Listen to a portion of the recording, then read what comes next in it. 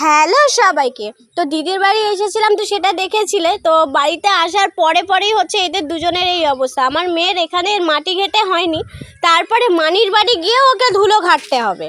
আর আমাদের বাবুই তো মানে বড্ড চালাক। ও কি করছে, ধুলো দিয়ে আর ও দিচ্ছে, যে ওর দিদি আর ধুলো দিতে যাচ্ছে, সেই কি করছে, দৌড়ে আর পালিয়ে গেছে। আর ওই দেখো পুরো দৌড়ে চলে গেছে।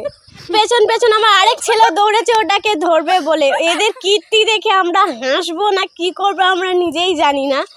এত চালাক, যতবার মেয়েটা ধুলোটা দিতে গেছে ততবার ছেলেটা দৌড়ে আর পালিয়ে গেছে। আর ছেলেটা ঠিক ফাঁকতালে এসে আর মাথার মধ্যে ধুলোগুলো দিয়ে আর পালিয়ে যাচ্ছে। আর ওইদিকেও তো অনেক ধুলো ছিল, ওখানে গিয়ে ওরা ধুলো ঘাটছিল। তারপরে ওই যে ওদের বড় দাদা গেছে গিয়ে আর নিয়ে চলে এসছে।